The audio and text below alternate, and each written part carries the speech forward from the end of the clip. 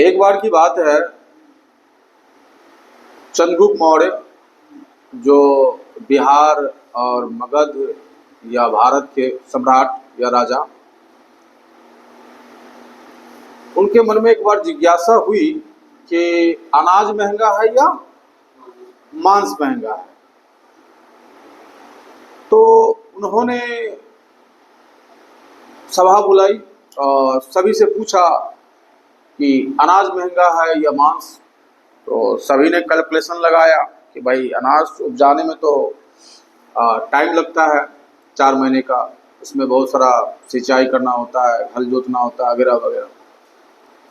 तो सभी ने निष्कर्ष निकालने के लिए बहुत सोचा।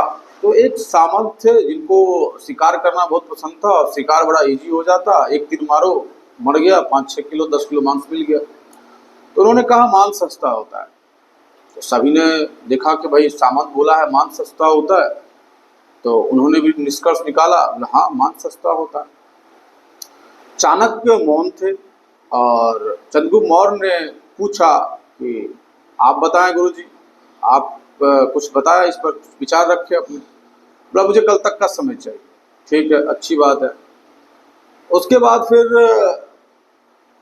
रात को अचानक से चाणक्य प्रधानमंत्री थे, तो उनकी बहुत पावर थी।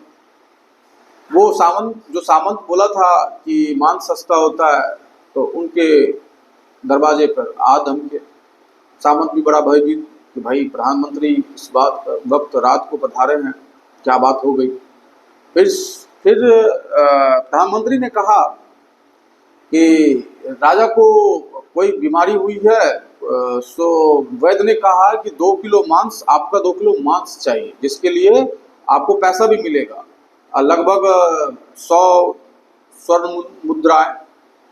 तो उन्होंने बड़ा घबराते हुए कहा कि प्रभु माफ करे, ऐसे कैसे, मैं नहीं दे पाऊंगा। और उन्होंने मना कर दिया, आप किसी और सामंत के पास जाओ। बोला ठीक है, एक काम करो, ये लो 100 मुद्राएं और जाओ सारे सामंत के पास और 2 किलो मांस लेके आओ, किसी कोई भी जो दे उनसे लेके आओ। अगर नहीं दे तो उनको 5 गुना फाइन लगाओ, मतलब मूल्य फाइन। तो ठीक है, ऐसे ही करके वो सारे सामंत के पास गया, कोई जो है सो मांस नहीं दिया और लगभग 2 करोड़ स्वर्ण मुद्राएं वहां जमा हो गए। लास्ट में वो आए चाणक्य के पास, उन्होंने कहा कि प्रभु नहीं मिला 2 किलो मांस। चाणक्य सारा धन लेके अगले सुबह सभा में प्रस्तुत हुए और बोला अब मेरी विचार राय जो बाकी रह गई थी वो मैं आज बताने आया हूँ। मांस महंगा है। बोला वो कैसे? बोला देखिए, ये 2 करोड़ स्वर्ण मुद्राएं हैं लेकिन 2 किलो मांस नहीं मिला। और गेहूं तो वही 10-20 रुपए किलो मिल जाता है, या उस समय की जो रेट रही होगी। तो राजा बड़ा अचंभित हुए। फिर उन्होंने डिसाइड किया कि अनाज सस्ता है, और उसके बाद फिर वहाँ लोग अनाज की ओर मूव किए और अनाज खाना शुरू किए, मांस की ओर से मुक्त हुए। लेकिन आज की हमारी जनता या पूरा वर्ल्ड जो मांस खा रहे हैं और खिला रहे हैं, बड़े बड़े विद्वान खान सर जैसे लोग मांस खा रहे हैं और खिला रहे हैं, अपने घर खुशी लाते हैं और जीवों की हत्या करवाते हैं। और मैं क्या ही बोलूं, जीव हत्या पर संतों ने बहुत कहा। अभी वर्तमान में जो संत हैं, आचार्य प्रशांत या फिर तमाम ऐसे संत जो जीव हत्या या जीवों पर बात करते हैं, राजीव दीक्षित जी जो ये बात करते करते चल बसे, ये मार दिया गया उनको।